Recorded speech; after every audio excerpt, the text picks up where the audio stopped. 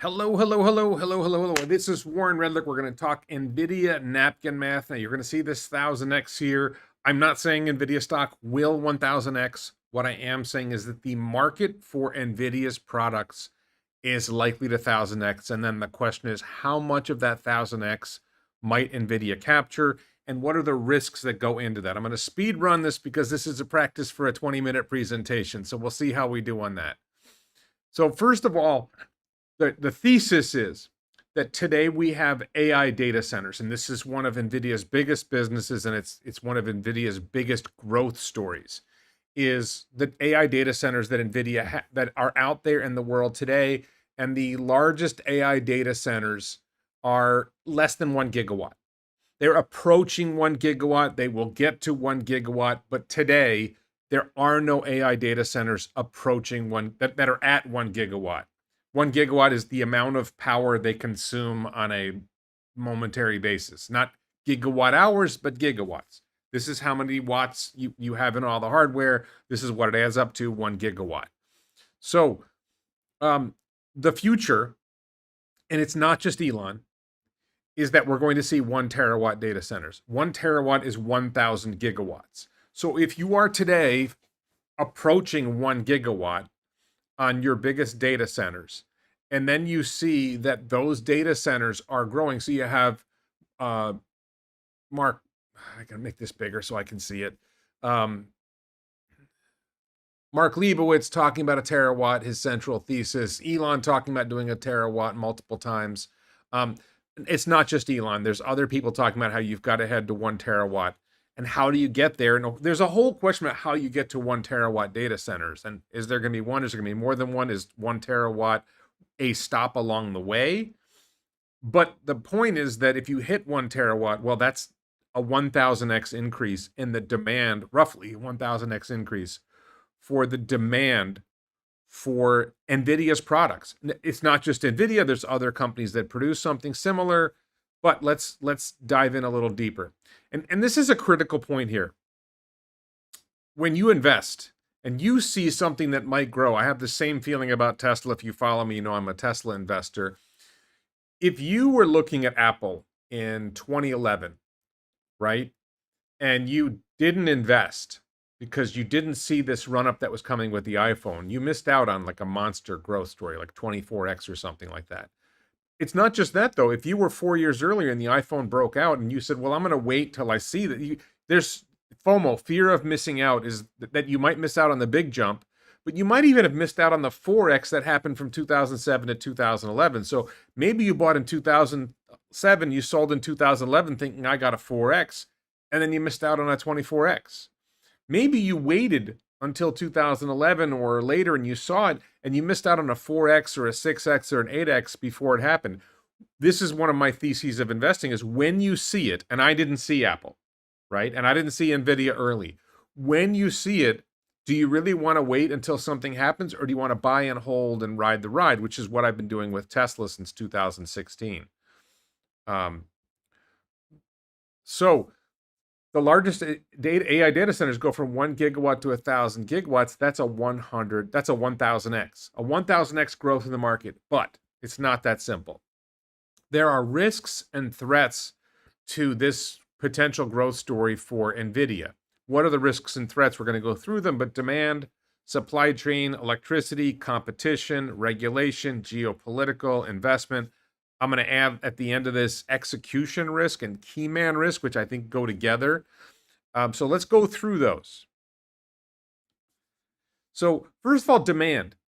Is there really demand for 1 terawatt data centers, AI data centers? I think so. I don't know.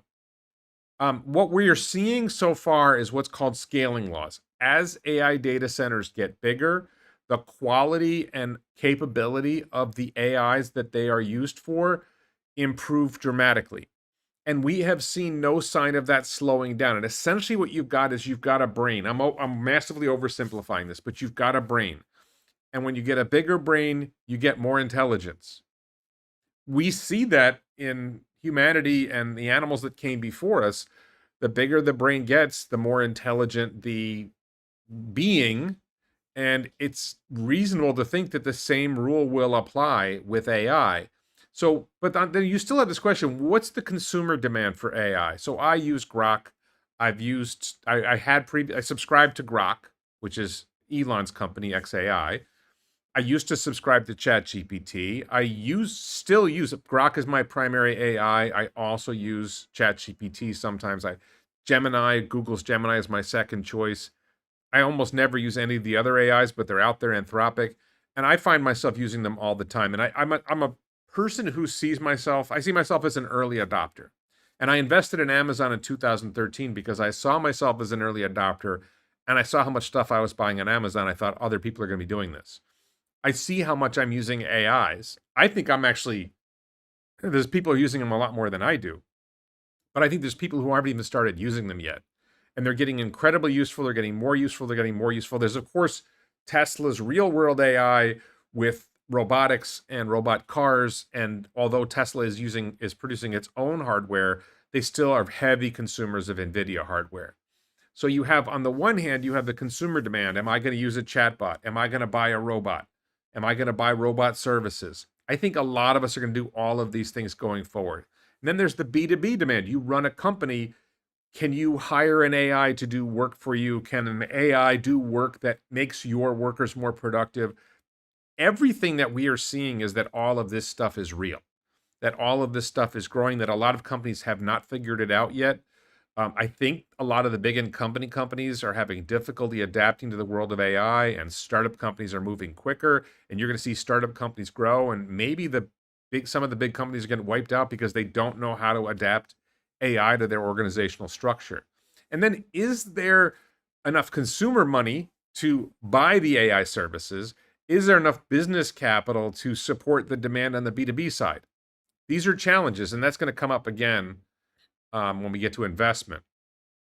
So then there's a supply chain side. Like, all right, if you're going to 1000x production of this AI hardware, now the raw materials are straightforward in a sense, right? Rare earths may be significant. I have a feeling they can work around that.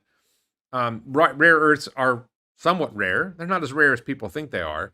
But a lot of the materials that go into the AI hardware, the chips, we're primarily talking about chips that are the NVIDIA Blackwell and other chips like that. Most, we have the NVIDIA H100, B200, GB300, I think is the next one. I think most of the raw materials that go into that are basics and silicon, but then you have supply chain. Like, can TSMC make the chips? Can TSMC build the chip manufacturing? These other companies that make chips, right? Because Nvidia has like the design of the chip. Nvidia doesn't really fab their own chips, as far as I know. They contract out the fabbing of the chips. So can the chip fabs be built fast enough to supply this? And are there other elements of the supply chain? Maybe it's the supply chain for the AI data centers. And can you get, we're going to talk about electricity in a minute. All these challenges that come together to say, will the supply chain be adequate to support a 1000x in the demand for this? Assuming the demand is there, is the supply chain there to support the production? And I'm not going to do any chats because I'm trying to time this to see if I can get done in 20 minutes. I'll come to the chat at the end, by the way. So then one of the biggest that I see is electricity generation. If you're going to go from 1 gigawatt data centers to 1,000 gigawatt data centers, you're going to 1000x their electricity consumption. Is there sufficient electricity generation to support these data centers? China is scaling their electricity generation fast, but currently they're not allowed to use NVIDIA's hardware, at least not on the scale that NVIDIA wants them to. The US and Europe are getting in their own way. Europe, I don't understand what's going on in Europe. Europe is not doing a very good job of scaling. If anything, they may be falling back on energy generation. The United States, I think the Trump administration is making some positive steps in some ways, but they're getting in the way of solar.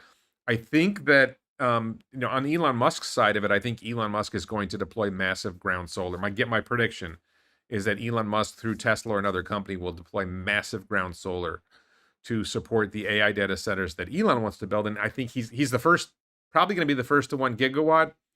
Good chance that Elon will be the first to 1 terawatt. Elon is also talking about launching AI data centers effectively in orbit. Now you don't have to worry about permitting. You've got solar generated from, that you don't have to worry about where you're putting your solar panels because they're on the satellites. There's endless room and space for them. Maybe that's the path, but that's Elon's solution. That doesn't mean you don't want just 1 terawatt, one single terawatt AI data center. You figure Meta, Google, whoever, they're going to want to build 1 terawatt data centers as well. So can these guys get enough electricity generation deployed to support this massive data centers? It's a lot of, I think 1 terawatt is more than the average consumption of the average generation of electricity in the United States today. And that's just one of them, right? So this is a huge, I think this may be the biggest challenge for AI to grow at the pace for Nvidia's market for AI hardware to grow 1,000x. Competition. I see 3 areas of competition for Nvidia in this hardware space. First of all, you have the standard competition. AMD makes chips similar to what Nvidia makes. Intel is trying to make chips similar to what Nvidia makes. I believe Broadcom also makes this AI hardware. I think Intel has been shooting itself in the foot for a while. I don't think Intel is likely to dig themselves out of the hole. AMD is doing well, but can they, when I talk about the supply chain for Nvidia, can AMD get their supply chain in order? Can Broadcom get their supply chain in order? They face the same execution risk that we're going to talk about with Nvidia. The bigger competition might be from in-house. Google has its own chip design. They do transformer chips, I believe. Meta is working on its own hardware. Amazon Web Services is working on their own hardware. And Tesla has pretty straightforwardly announced we're going to make AI inference hardware that they will use for training. So they're currently on the AI4 chip. AI5 is coming soon. Then Elon has said 1-year cadence. Then it'll be AI6. Then it'll be AI7. Then it'll be AI8. We all know about Elon. I don't know if we all know about it. Elon is notorious for Elon time, that things don't happen as quickly as he says. But as you roll out more and more advanced chips, you probably are able to get a lot more compute from less power, but at the same time, they consume a lot more power. So, and then startups. My gut is this is such a revolutionary space that there are opportunities for startups. I've named a couple here. TensorTorrent involves Jim Keller, who used to work for Tesla. I don't know much about Cerebras. Are there other startups out there that I don't know about, that you don't know about, or haven't even started up yet?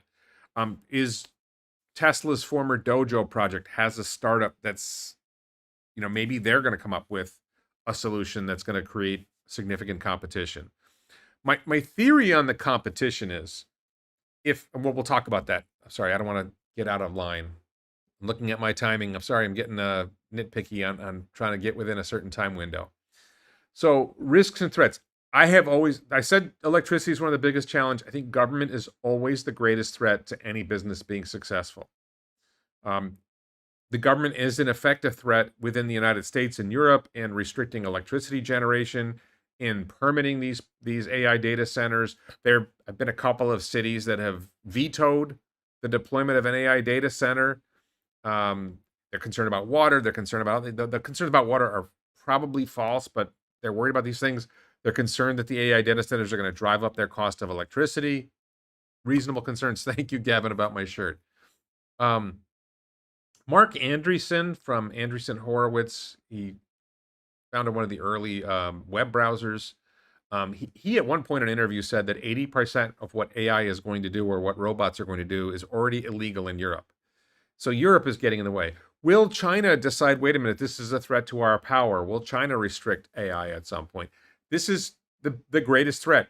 If AI has the potential to make life better for humanity, governments don't necessarily want our lives to be better. Governments want power. If AI becomes a threat to government power, will governments let AI gain power in order to make our lives better? Or will governments restrict AI in order to protect themselves from AI displacing them from power? I'm not super optimistic about governments. If you can't tell that right now, that's should be pretty obvious. So, and then geopolitical risk. Taiwan is probably the largest center in the supply chain and manufacturing of chips for AI data centers. And, there's this potential longstanding conflict between China and Taiwan, which is, TSMC is based in Taiwan, and there's a whole supply chain that's supporting that. So if there's a conflict, and I'm not a big believer that China is going to use force to take Taiwan. If anything, I think China is going to find its way to influence Taiwan to gradually come daddy. And I don't think China's in a hurry. We in America, we think, oh, they're going to use military force and they're going to try to make things happen quickly because that's the way we think. And I don't think the Chinese think that way. I think the Chinese are very patient and they're willing to take their time, and they don't have a history of invading a lot of other countries. So my gut is that's not a likely outcome, but it's certainly a threat that's out there. And are there other geopolitical threats out there that we haven't talked about yet? Is Israel going to be essential in the AI? Israel has a lot of technology, but Israel has a lot of conflict. Is that a potential problem? Is Iran a troublemaker? Is North Korea a troublemaker? We don't know. There's political risks out there that we can't necessarily, geopolitical risks that we can't necessarily anticipate. I actually took a class on political risk analysis long ago, 30 plus years ago. So then when you're going to deploy these AI data centers, and when NVIDIA is going to build out its manufacturing capacity, or the suppliers are going to build out their manufacturing capacity, is there sufficient investment capital to build the stuff out? OpenAI has these huge plans. Like, where's the money coming for that? Tesla, I see where the investment capital is coming from Tesla. If I'm correct in my predictions about Tesla, that the robotaxi network and then the Optimus robot are going to generate massive amounts of revenue and profit, and that will support Tesla building massive data centers, and Tesla, maybe helping fund xAI's data centers, right? Google has a lot of cash. Microsoft has a lot of cash. Is it enough to support massive growth of AI data centers? I'm not sure the answer to that question. And then this is a big thing people don't talk about. In the EV revolution, there's been a lot of capital invested. There's really only one electric vehicle company that's been profitable, Tesla, right? So the Chinese EVs, they built a lot of EV companies. They're selling a lot of EVs cheap. I don't think any of them are making money. I think they're all losing money. Lucid Motors, Rivian, other companies that have received capital, like large amounts of capital investments on the smaller scale, Aptera and Archimoto, these companies that are like capitalizing on the EV revolution, but that capital has largely been misapplied. Those companies are not succeeding. So are we going to see the same thing where somebody's going to say, I think even President Trump is pushing for investment in Intel. Like, I wouldn't invest in Intel. I don't think Intel's going to, I think Intel's ossified. It's got an old bureaucratic structure and they're not able to adapt to the future. I would be looking at Nvidia. I think AMD's got some potential. I would be looking at startups. I don't think government should be putting investment capital into this. So even if there is sufficient investment capital, if half of it is misdirected to companies that are unlikely to succeed, that's not going to help. And then the biggest risk, another big risk, I should say, is execution and key man risk. So NVIDIA is headed up by a man named Jensen Huang. He's the CEO, brilliant guy, pretty much knocking it out of the park lately. How long is Jensen Huang going to stay with NVIDIA?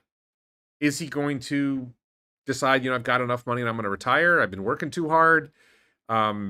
Is there going to be a bump in the road and the board's going to replace him? I think it seems unlikely. There's always risks. Maybe he just has a heart attack. Who knows? And then, just the overall execution. When you're going to do this massive, massive growth, it's really hard to execute well. Even the best, like even Tesla, which, has been relatively successful in terms of making profit and growing their electric vehicle business and doing some real innovation, I think they've had some misfires. A lot of people think Cybertruck certainly hasn't sold in the volume that we thought it would. It's a great vehicle, but they're not selling it for a low enough price. Apple, haven't even talked about Apple. Tim Cook has an Intel-like problem now, no visionary. I don't even mention Apple because I don't see Apple playing in this space. I don't think Meta is really getting AI. Like Google gets AI. Google's doing really well. Tesla gets it. xAI gets it. I think OpenAI gets it, but is OpenAI able to hold it together? And all these things have to come together. You need execution. Execution needs to be well to create the 1 terawatt data centers on the side of the company that wants to build the data center. And you need execution in NVIDIA in order to deliver that. So there's all kinds of problems here. 1,000 times better than Elon? Who's 1,000 times better than Elon? If he's 1,000 times better than Elon, why isn't he 1,000 times richer than Elon? I love this stuff. So, in conclusion, I'm right at my 20-minute limit here. I think AI data centers are likely to go to 1 terawatt, but there's If AI data centers go to 1 terawatt and NVIDIA captures 50% of that growth, right? They're currently like an 80% market share, 90% market share. They only capture 50% of that. That's 500x NVIDIA's revenue. If NVIDIA's current margins of 75% fall to 50% and you get 500x the revenue, you get 333x the profit. And you can say, you know what, Warren, you're still way too optimistic and you knock my numbers hard. You still get like a 50 or 100x. This is the story. And I did invest in NVIDIA. I sold some of my Tesla stock and I bought some NVIDIA stock. Not a lot, about 4% of my Tesla holdings, but that's the story. So I think I got in just around 20 minutes. That was a test. Let's look in the chat now. Ain't no one better than Elon. Yeah, I just wanted to see, do people, any danger from circular financing? A lot of people are talking about circular financing, that NVIDIA is funding the consumers that are building the data centers. I don't think it's necessarily a problem. I think people are calling it a circle jerk. Even Elon made fun of that. Are they generating, is OpenAI generating enough revenue to support this? I don't understand the revenue story for OpenAI. I haven't figured that one out yet. I don't know how Google is monetizing Gemini. Google is really kicking ass on Gemini. Gemini just came out with a Gemini 3.0. Even Elon is congratulating them on it. The XAI team is congratulating Google on their development of Gemini. Elon's like, okay, we'll get out Grok 4.2 soon, right? Is Gavin trying to poke me? I hear Palantir is a good investment. I don't know if Palantir is a good investment. That's not part of this conversation. William says silver price free chips. I think silver is just one example of raw materials that go into these chips. I'm not aware that silver is a problem. That's a constraint. I think this is one of those things where I'm just getting started on analyzing this. I haven't heard that silver is going to be a significant constraint. I don't know how much of a constraint it is. Does this mean it will drive up the value, the commodity pricing of materials that go into AI data center hardware? Maybe. It's a good question. Yes, I'm aware, Jim, of what circle jerk is a reference to. Good morning, Karsten. So Jensen seems like Elon in the sense that their companies are their babies. I doubt either one is retiring anytime soon. I don't know. I mean, Elon is really unusual in that sticking with it for this long. Jensen, the thing is, Elon not just sticking with it this long, but building multiple companies. Jensen isn't building other companies. He's just building NVIDIA, but I think he's starting to see investment opportunities. And NVIDIA is just spinning cash. So people say, is there a problem with NVIDIA investing in these companies? Like, look, NVIDIA is generating massive amounts of cash. What do you want them to do with it? It's not a bad idea for them to invest where they think it's a good investment. I think it was Sundar Pichai from, I don't know if it's Microsoft or Google. He's like well aware of the business plans and he thinks these investments are good investments. Is he correct? I don't know.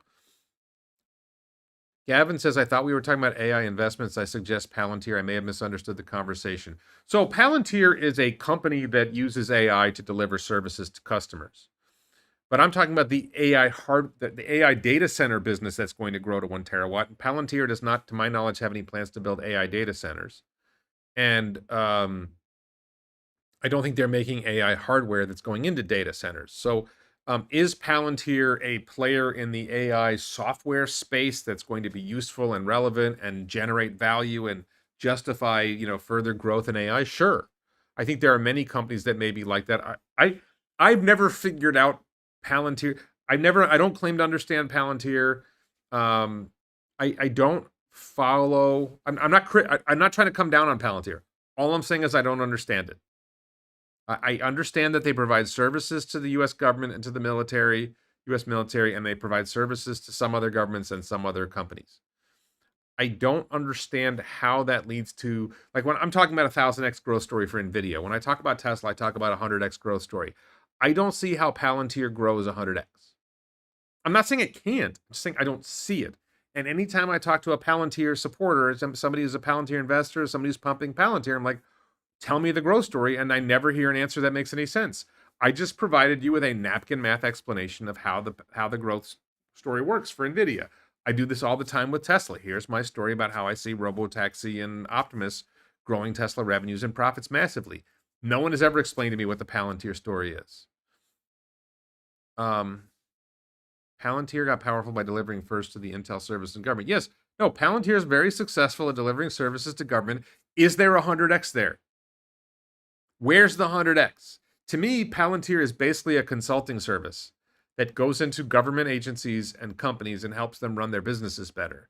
I'm not saying it's not there, I just don't see the 100x. Fun fact, yes, Jensen Huang and Lisa Su from AMD are cousins. I believe they may be friendly cousins. I don't know.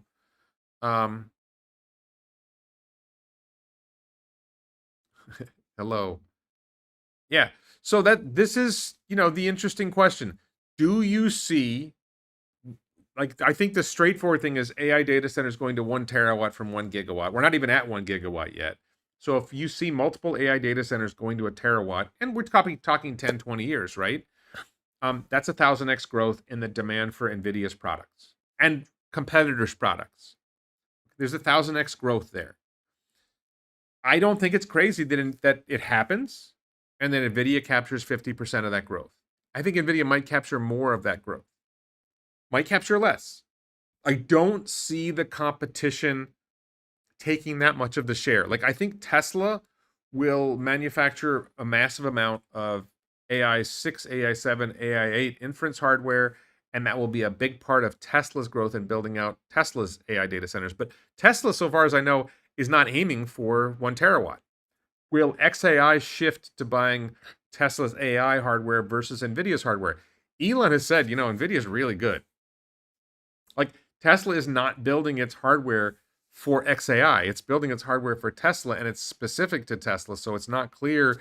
First of all, it's not clear that Tesla's going for a terawatt because Elon hasn't said that. And it's not clear that Tesla's hardware is a fit for XAI's mission. Yeah, I don't know I can't comment on Palantir's moat. I think they do have a moat in the sense that they're really, really smart. They got really, really smart people, and they're really deep into how to make what they do work. And I don't think anybody's come along that's competing with them in that sense. But okay, what happened with Tesla 100x? I still think Tesla's going to 100x. I mean, I've got multiple. I'm not going to go deep into Tesla here. I've got multiple videos about why I think Tesla is going to grow, including recent videos. So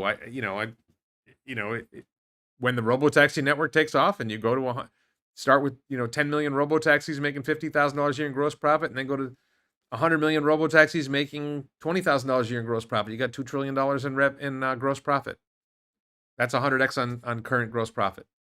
And then you add in Optimus. And Optimus is probably a 10x on that. That's the Tesla story.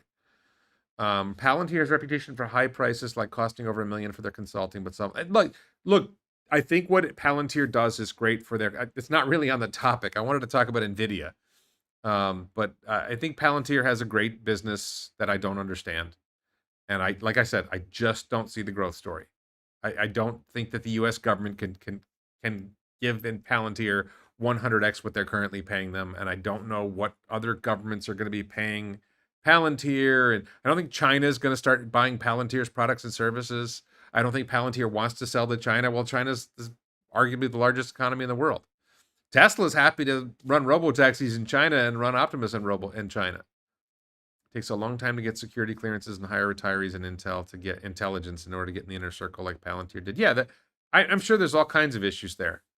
Will sustainable abundance mean making money will be worthless? Great question from Mark Plott. Maybe. I don't think so. I think that there are things like, so sustainable abundance means you'll be able to get food. You'll be able to get video games, play video games, or get some basic services, maybe get your laundry done. It's not going to give you some abundant land. Land is still going to cost money. Land is probably going to increase in value dramatically. I would say, if you were looking for somewhere to invest, maybe owning land, unless government's going to steal it. So crypto, I understand what it is. Crypto, Mark brings up crypto currencies, crypto assets. I believe that crypto was a brilliant idea from Satoshi Nakamoto, whatever his real name is, who knows, for cryptocurrencies, for basically taking the place of government currencies, which are unreliable. As an asset, investment asset, I don't think that's what Satoshi intended, and I'm not claiming it's not valuable as an investment asset. I just don't I'm not as persuaded about that value. And then fundamentally, although people who are big crypto heads believe that crypto is immune to this, if the Chinese government, the U.S. government decide they don't like crypto anymore, crypto's done. And I think that day may come. It's just a massive risk to crypto. Um, Marriage Partners Ministries says NVIDIA's future has a lot to do with new chips and products. I'm not techie enough to know if NVIDIA has a future 2 or 3 chip improvements down the road that will continue to drive sales. Yes, NVIDIA has a very clear product roadmap. They have demonstrated that they continue to innovate on chips, and I'm sure they will continue to innovate on chips. If Elon has plans to go from AI 4, AI 5, 6, 7, and 8, I'm confident NVIDIA, which has gone from H100 to B200 to GB300, I'm sure they have plans to go multiple levels forward, and they're already working on delivering, new and faster and more efficient hardware. They know what they need to do.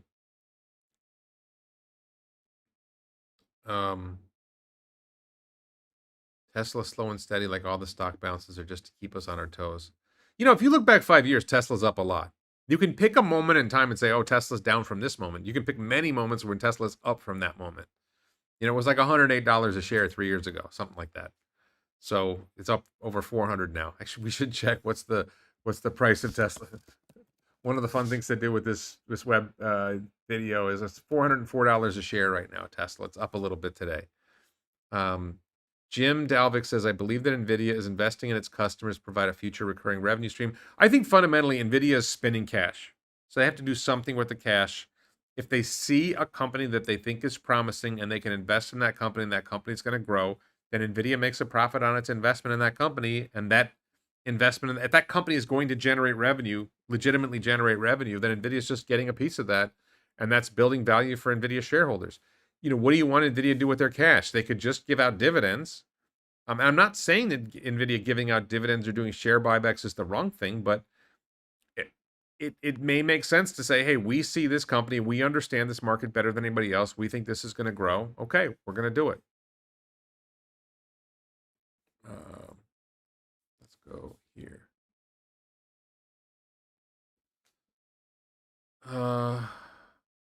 Okay, I've run as long as I wanted to run. I wanted to give this a shot. I think I was able to nail this presentation in 20 minutes, which was my target. It may have been 21 minutes, but it was close. And I think we've had a good conversation about it. And I want to thank everybody for chatting with me and helping me shape how I'm going to present this in 11 days. If you are going to be in Bangkok on November 30th and you would like to attend this event, I can't guarantee it, but I may be able to get you in. I'm not sure you want to go because all the other presenters except me and Tom Nash will be speaking in Thai. But it might be a fun event anyway. So send me a DM on X if you're a verified X user, and if you're a supporter on one of the platforms, you should have my email address. Let me know. And I will, if you're going to be in Bangkok, let me know and I'll see if I can get you in. I can't guarantee it, but I'll try. It's not bedtime for me yet. It's another 30 minutes to bedtime. I started early and I only went half an hour, but okay. Let me see. Marriage Partners Ministry. I personally think only advanced computer engineers, software engineers, AI engineers, and quantum engineers have the expertise to truly know the encryption risks, the crypto encryption risks present and future. Okay. All right. Thanks, everybody. Have a good night or good day. I think it's for you guys, it's a good day. Bye-bye.